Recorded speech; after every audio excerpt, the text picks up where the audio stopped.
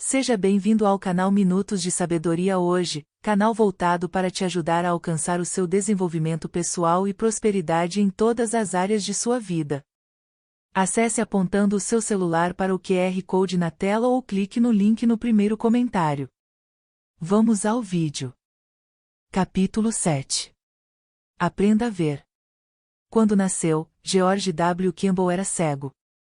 Catarata bilateral congênita, diagnosticou o médico. O pai de George olhou para o médico, sem querer acreditar. Não há nada que você possa fazer? Uma operação ajudaria? Não, disse o médico. Até o momento, não conhecemos nenhuma forma de tratar essa condição. George Campbell não podia ver, mas o amor e a fé de seus pais enriqueceram sua vida. Quando bem novinho, ele não sabia que lhe faltava algo. Então, quando George tinha 6 anos de idade, aconteceu uma coisa que ele não foi capaz de entender. Certa tarde, estava brincando com outro garoto. O outro menino, esquecendo que George era cego, jogou uma bola para ele. Cuidado! Ela vai bater em você. A bola atingiu George, e nada em sua vida foi o mesmo depois disso. George não se feriu, mas ficou muito intrigado. Mais tarde ele perguntou à sua mãe, como Bill podia saber o que iria acontecer comigo antes que eu percebesse? A mãe suspirou, pois o momento que ela temia havia chegado. Agora era necessário dizer ao seu filho pela primeira vez, você é cego. E ela fez isso da seguinte maneira. Sente-se, George, disse suavemente, enquanto pegava uma das mãos do filho. Talvez eu não seja capaz de descrever, e talvez você não seja capaz de entender, mas deixe-me tentar explicar desta forma. Com muita gentileza, ela segurou uma das mãozinhas dele entre as suas e começou a contar os dedos. 1, 2, 3, 4, 5. Estes dedos são semelhantes ao que é conhecido como 5 sentidos.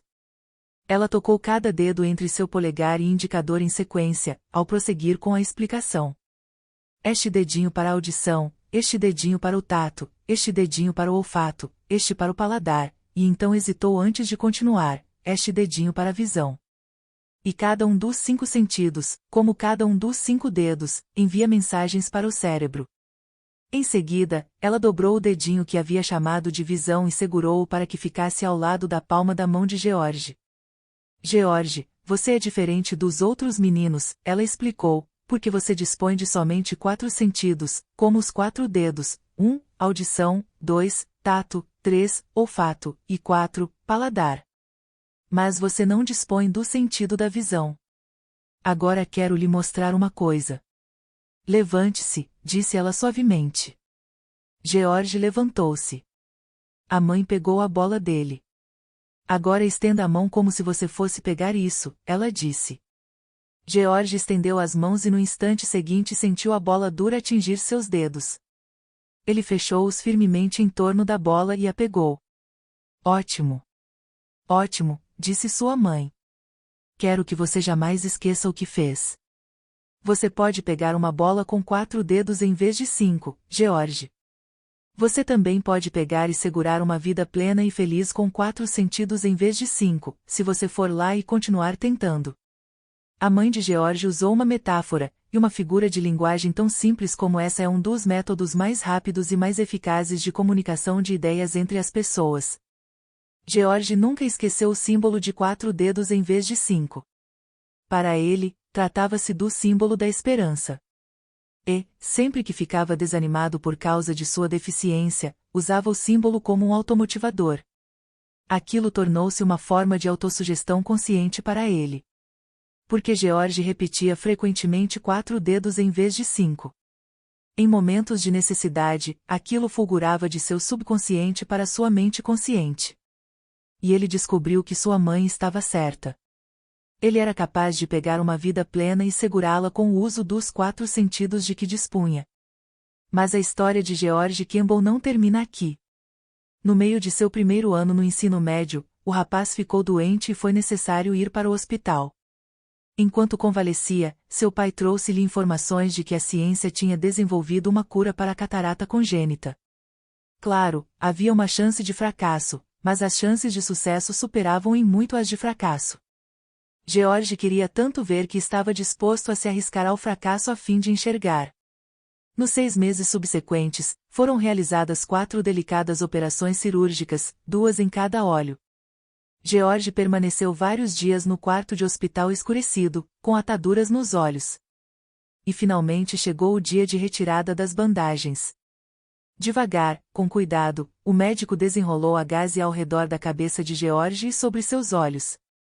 Houve apenas um borrão de luz. George Campbell era ainda tecnicamente cego. Por um momento terrível, ele ficou ali deitado, pensando. E então ouviu o médico movendo-se ao lado da cama. Algo estava sendo colocado sobre os olhos dele. Agora você pode ver, veio a pergunta do médico. George levantou a cabeça ligeiramente do travesseiro. O borrão de luz tornou-se cor, a cor de uma forma, uma silhueta. George, uma voz disse. Ele reconheceu a voz. Era a voz de sua mãe. Pela primeira vez em seus 18 anos de vida, George Campbell viu sua mãe. Lá estavam os olhos cansados, o rosto enrugado de 62 anos, e as mãos nodosas e retorcidas. Mas para George ela era mais linda. Para ele, ela era um anjo. Os anos de labuta e paciência, os anos de ensino e planejamento, os anos sendo os olhos dele, o amor e carinho, foi isso que George viu. Ele guardou para sempre sua primeira imagem visual como um tesouro, a visão de sua mãe. E, como você verá, ele aprendeu a apreciar o sentido da visão desde a primeira experiência. Nenhum de nós pode entender, disse ele, o milagre da visão, a menos que tenhamos que ficar sem ela. Ver é um processo que se aprende. Mas George também aprendeu algo muito útil para qualquer pessoa interessada no estudo de AMP. Ele nunca esqueceu o dia em que viu sua mãe no quarto do hospital de pé diante dele e não soube quem ela era, ou sequer o que ela era, até ouvi-la falar. O que vemos, George ressaltou, é sempre uma interpretação da mente. Temos que treinar a mente para interpretar o que vemos.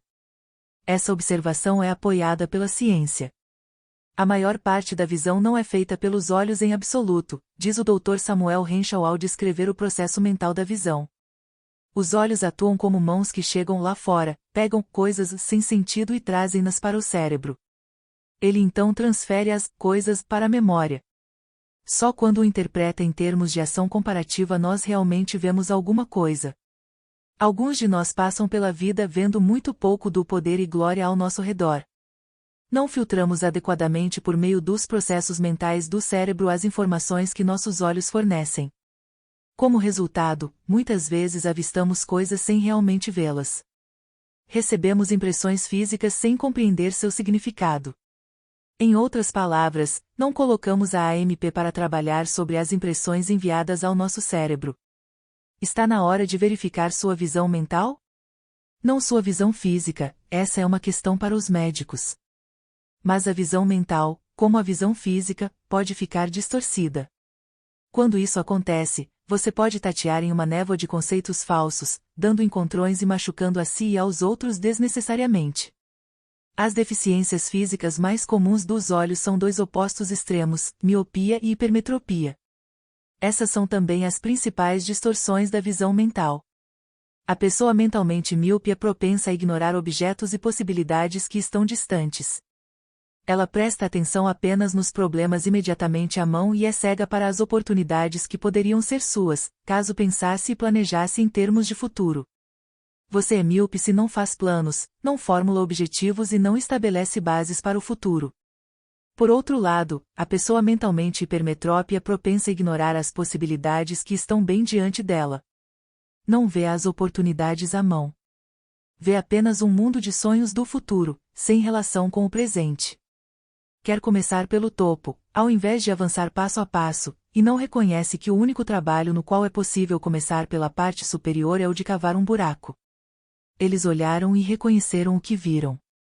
Então, no processo de aprender a ver, você vai desenvolver tanto a visão de perto quanto a visão de longe.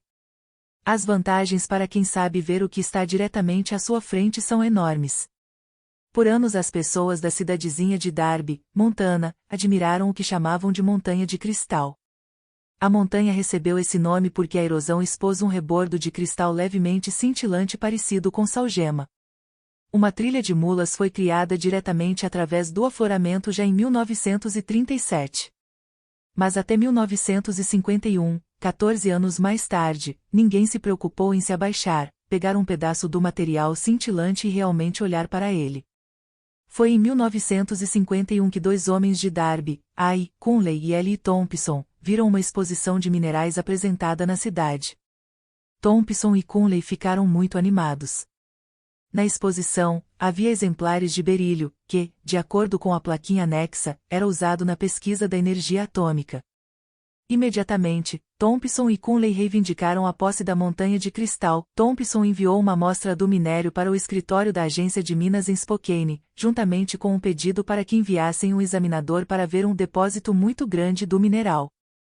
Mais tarde, naquele ano, a Agência de Minas enviou uma escavadeira até a montanha e raspou o afloramento o suficiente para determinar que ali de fato estava um dos maiores depósitos do mundo de berílio, mineral extremamente valioso. Hoje, pesados caminhões de terraplenagem lutam para subir e descer a montanha, abarrotados do minério pesado, enquanto lá embaixo, praticamente à espera com notas de dólar em suas mãos, estão representantes da United States Steel e do governo dos Estados Unidos, todos ansiosos para comprar aquele minério altamente valorizado. Tudo porque um dia dois rapazes não só observaram com seus olhos, mas se deram ao trabalho de ver com suas mentes. Esses homens entraram no caminho de ficar multimilionários. Uma pessoa mentalmente hipermetrópe não poderia ter feito o que Thompson e Conley fizeram, se sua visão mental estivesse distorcida. Pois trata-se de um homem que só consegue ver valores distantes, enquanto as vantagens que se encontram aos seus pés passam desapercebidas. Existem fortunas bem na sua porta? Olhe em volta. Enquanto dá conta de suas tarefas diárias, existem pequenas áreas de irritação. Talvez você possa pensar em uma forma de superá-las, uma forma que seja útil não apenas para você mesmo, mas para os outros. Muitos homens têm feito fortunas por enfrentar essas necessidades singelas. Foi o caso de quem inventou o grampo de cabelo e quem concebeu o clipe de papel. Foi também o caso do inventor do zíper e fechos de metal para calças. Olhe em volta. Aprenda a ver. Você pode encontrar acres de diamantes em seu próprio quintal.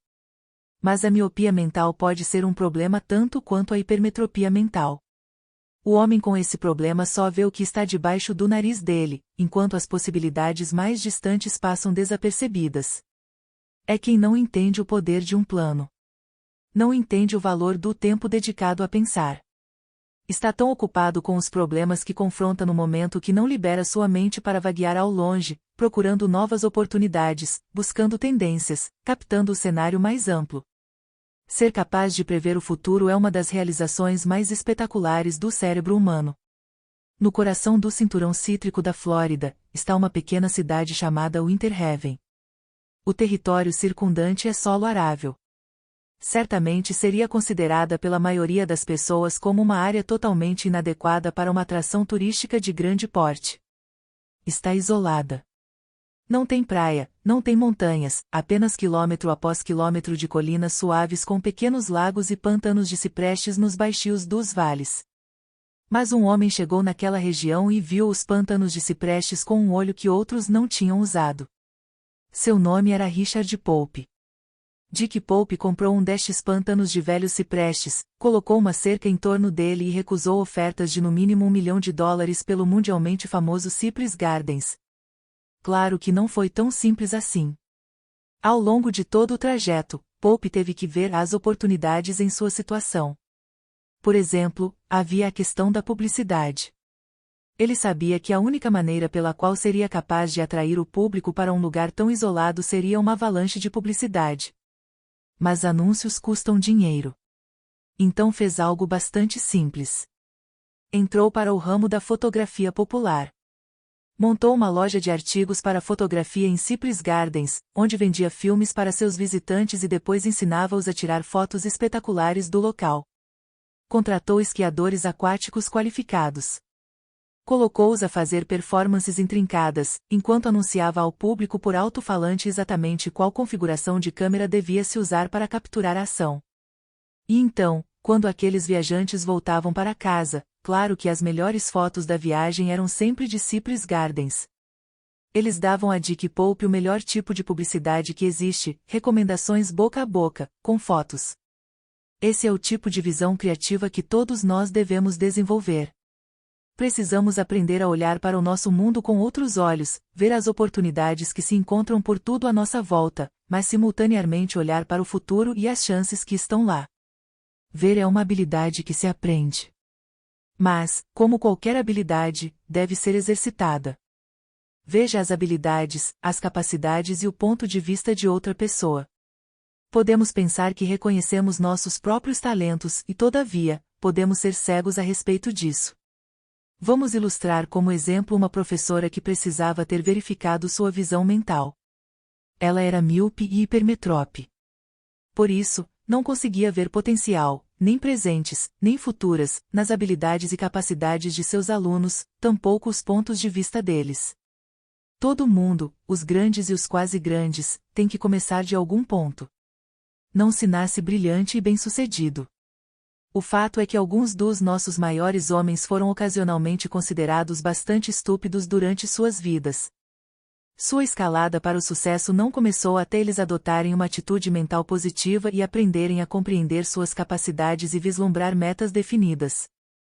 Mas havia um jovem em particular cujos professores consideravam uma besta estúpida e inepta. O jovem ficava sentado desenhando em sua lousa. Olhava em volta e ouvia todos os outros. Fazia perguntas impossíveis, mas se recusava a revelar o que sabia, mesmo sob a ameaça de punição. As crianças o chamavam de burro, e ele geralmente ficava entre os últimos da sua classe. Esse menino era Thomas Alva Edison. Você ficará inspirado ao ler a história da vida de Thomas Edison. Ele frequentou a escola primária por um período total de menos de 3 meses. A professora e os colegas disseram que ele era estúpido. Todavia, se tornou um homem instruído após um incidente em sua vida incitá-lo a virar seu talismã de AMN para a AMP. Tornou-se uma pessoa talentosa. Tornou-se um grande inventor. Qual foi o incidente? O que aconteceu com Edison para que mudasse toda a sua atitude? Ele contou para sua mãe que tinha ouvido a professora dizer ao inspetor da escola que ele era confuso e não valia a pena mantê-lo no colégio por mais tempo. A sua mãe então marchou para a escola com ele e disse em alto e bom som que o filho, Thomas Alva Edison, tinha mais cérebro do que a professora ou o inspetor.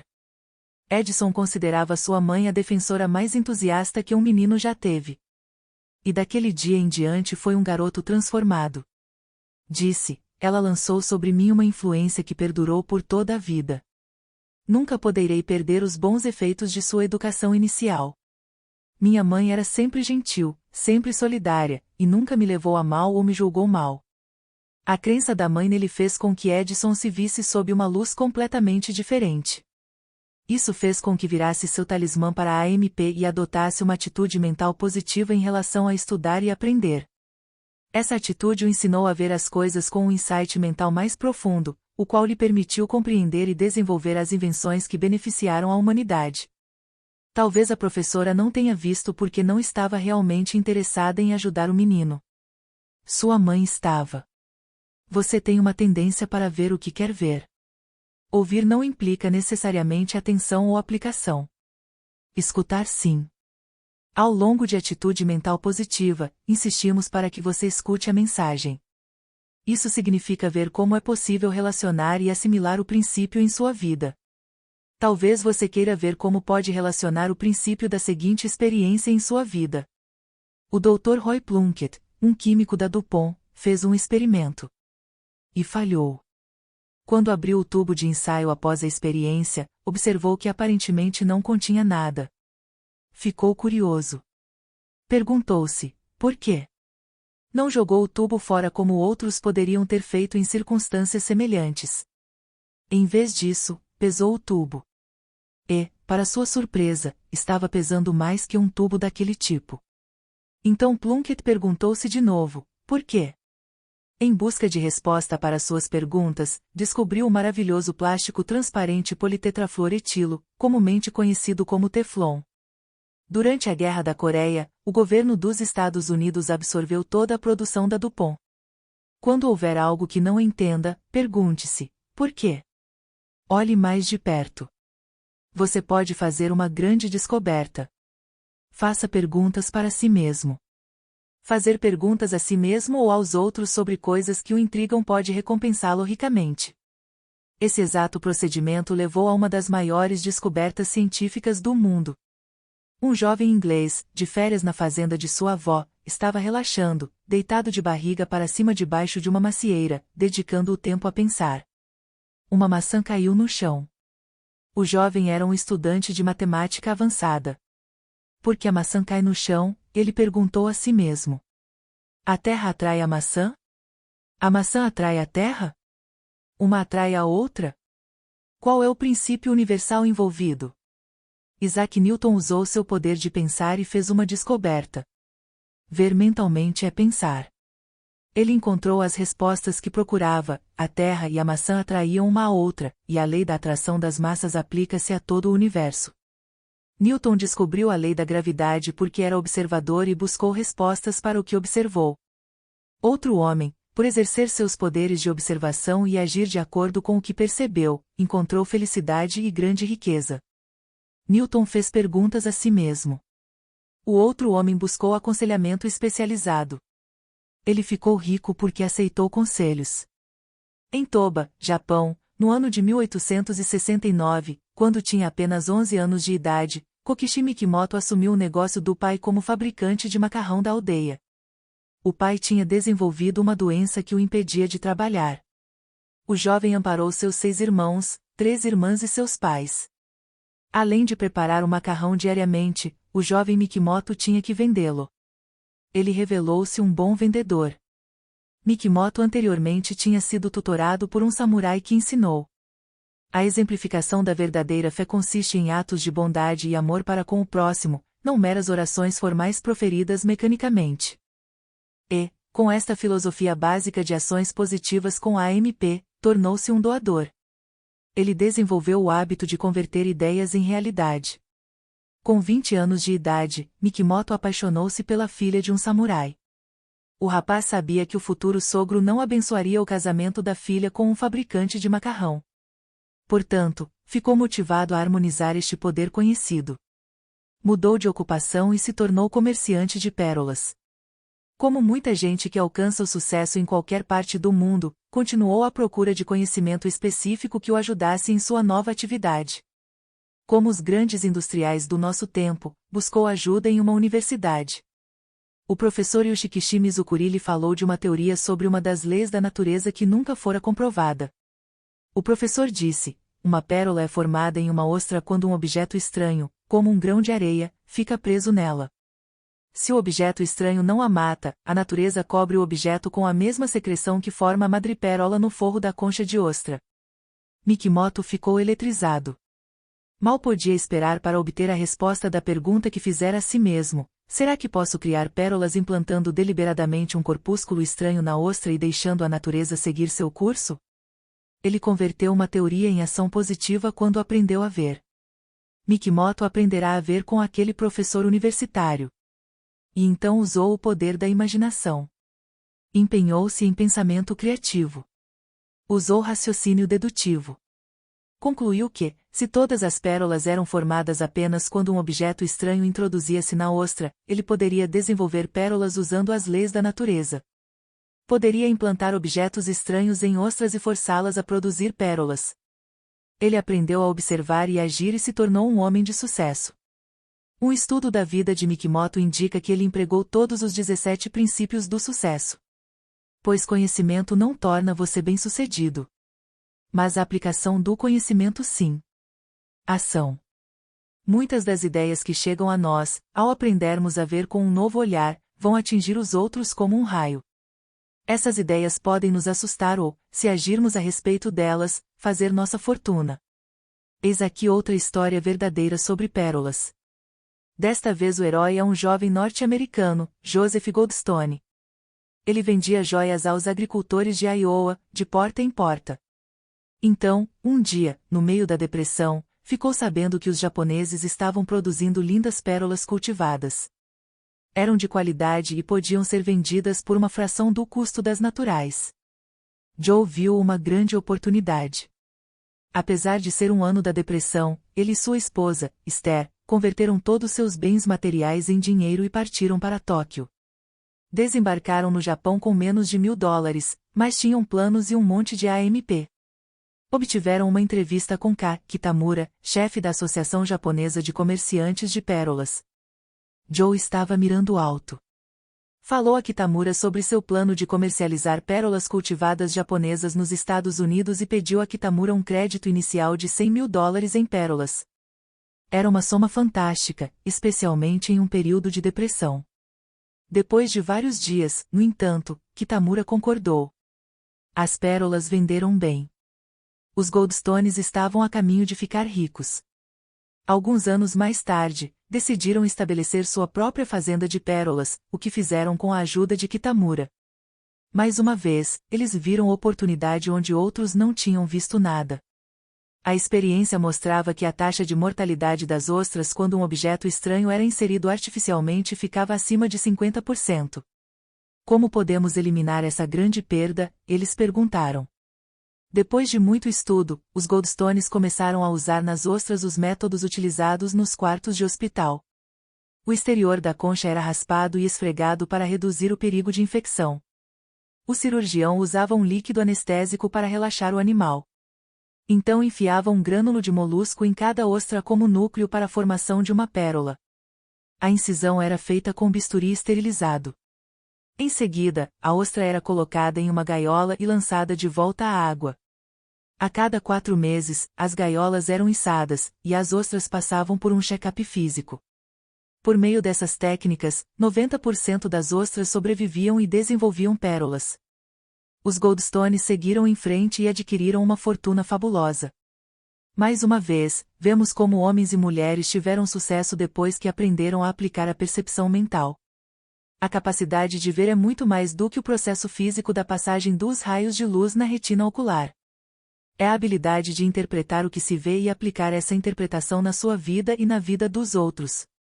Aprender a ver vai trazer oportunidades que você nunca sonhou existirem.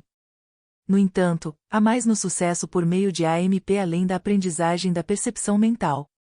Você também deve aprender a agir com base no que aprendeu. Ação é importante porque é por meio dela que você faz as coisas. Não espere mais. Leia O Segredo de Fazer as Coisas no próximo capítulo e suba outro degrau na escada do sucesso com a AMP. Piloto número 7. Pensamentos pelos quais se guiar. 1. Aprenda a ver. Ver é um processo que se aprende. 9/10 da visão ocorrem no cérebro. 2. 4 dedos em vez de 5. Foi o símbolo pelo qual George Campbell, um rapaz cego, conseguiu pegar e segurar uma vida plena e feliz. Como você pode usar esse símbolo? 3. Ver é algo que se aprende por associação. A primeira visão de George Campbell de sua mãe adquiriu significado para ele somente quando reconheceu a voz dela. 4. Está na hora de verificar sua visão mental? Quando ela está distorcida, você pode tatear em uma névoa de conceitos falsos, dando encontrões e machucando a si e aos outros desnecessariamente. Sua visão mental se torna mais clara ano após ano? 5. Dê uma boa olhada, e reconheça o que você vê. Pode haver acres de diamantes em seu próprio quintal. 6. Não seja míope, olhe para o futuro. Cypress Gardens tornou-se uma realidade porque Richard Pope viu o local com um objetivo futuro definido. 7. Veja habilidades, capacidades e ponto de vista da outra pessoa. Você pode estar ignorando um gênio. A história de Thomas Edison é um bom exemplo. 8. Você vê como pode relacionar e assimilar os princípios da atitude mental positiva em sua vida? 9. Aprenda com a natureza. Como? Faça algumas perguntas a si mesmo, como Isaac Newton.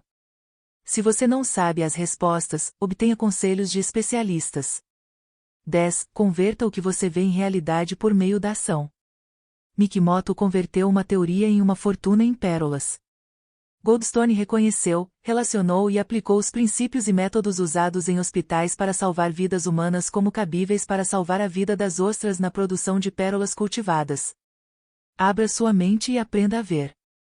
Gostou? Link do próximo capítulo na descrição.